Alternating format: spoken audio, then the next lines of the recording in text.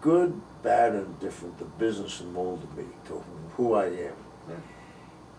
I got nothing to be bitter about. I had a great run. If you want to be bitter about things, maybe be bitter about your own mistakes you made. You know what I mean? You got to Very look good. yourself in the mirror and say, maybe they didn't fuck up. Maybe I fucked up. You know? Right. And know thyself is a strong thing to have to look at. But the Warrior, just to me, didn't seem like he wanted to be in the business. Right. It doesn't seem like he had the passion. No. And he didn't have the respect for it either. Right. He didn't care about the guys before him that paved that way. You Well, know what I mean? And I find that, again, this isn't knocking the guys today. When we were in the cars back in the 70s, I knew about the guys from the 30s and the 40s, from the old timers that were getting out of the business. Right. It was an oral tradition passed on to the next generation, passed on to the next generation, passed on to the next generation. So historically, I knew things. I'm a history buff anyway, but historically, I knew things about the wrestling business and the shoots and the double crosses from the 30s and the championship matches that when they broke away, Strangle Lewis and Don DeGaulle broke away up in Boston. And I had known things like this where the guys don't know it today. It's not their fault. They're not in the same atmosphere. They're in a spaceship and we're in a Sputnik.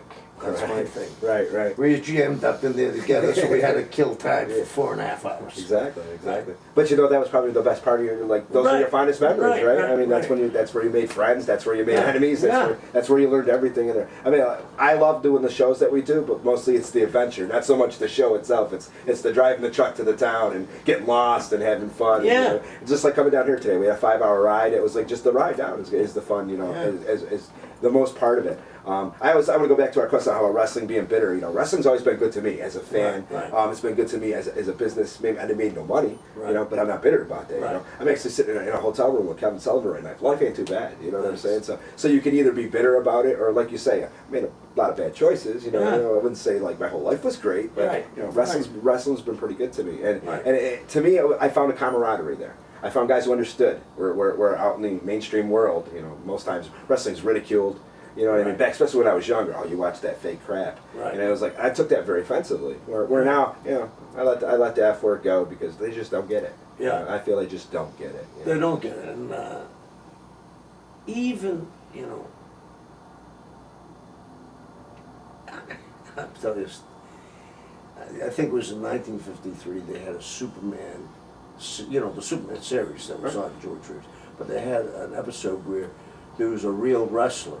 Right. And the wrestlers locked him up because he's winning, remember? And Superman knocked him down, he won the world championship. Yeah. And the wrestler and the promoter yells, "Real wrestling, I love it," you know, and he was the guy that had locked him up. Right. Well, they had exposed wrestling back then. Right. So, even though I knew in my heart that wrestling wasn't real, I equated to when you're at that age where it's Christmas, and now you know there's not a Santa Claus, but you want to hedge your bet that maybe there is, you know. Right. Even though you know mom and dad put the stuff in the closet, you want to make believe you didn't see it. Well, people out there really want to say, this guy's real. I had a guy come in, just sold the gym and I've had it for 8 years. And I had a guy come in one day and said to me, I saw Walter McDaniels kick your ass in Miami Beach. I said, this guy was a pretty, you know, I said, have you been in a cave in the last 20 years? Do you know what wrestling is? He said, no, he kicked your ass, you were bleeding. I said, what? You know, and I went on and on. I said, finally I said, you know something, you're absolutely right. I didn't want to tell you. Wahoo did beat my ass that night. And the guy said, see, I knew it. I knew that one was real. And he walked out. He felt better about it. He felt that he was right.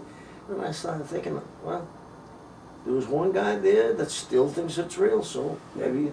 It's a testament to your craft. Yeah. You know what I mean? It's to me. I'm going to follow up with the last two questions. And the one,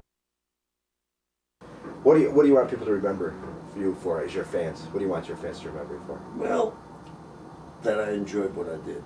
You know what I mean?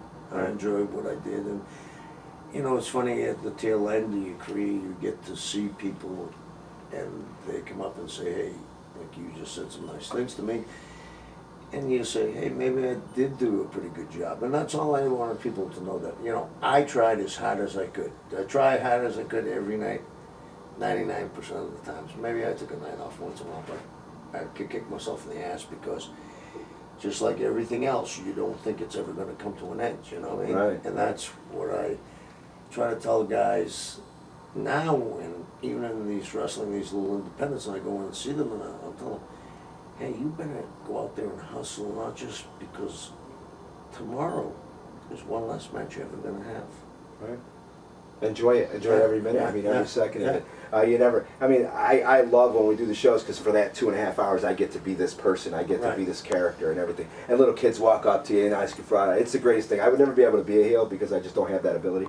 But it is the greatest thing for those, you know, for that little time. And it does carry over. I mean, here we are years later, and I've actually got the chance to meet you and tell you that it's like one thing we like to do here at the Brutal Truth at the end is we always give, you know, we always put you over like crazy. But on behalf of all wrestling fans, on behalf of myself, we want to say thank you for all the bumps you took, for all the abuse you took, for the road, the hours on the road, and everything that you gave us in the ring. It was definitely appreciated, obviously by me, you know, but obviously by thousands who are coming to see you at Legends in the Ring.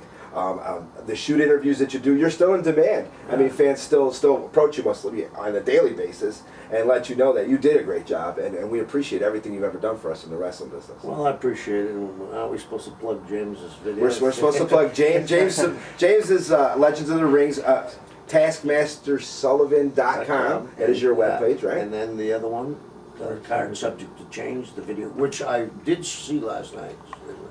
They screened it, and it is very, very good.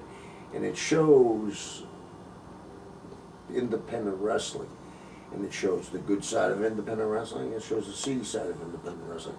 And James and Timmy put it together, and they did a hell of a job. So if you get a chance to see it, it's called Card Subject to Change. It's worth it. Now our last question is, where do you feel you're going to be in 10 years, Kevin? Well, I hope I'm still above ground, you know. But I take one day every, you know, I live between, I have a home in Isla Mirada, Florida, in the Keys, and I have a home in Seattle, in between Seattle and Vancouver and Whidbey Island.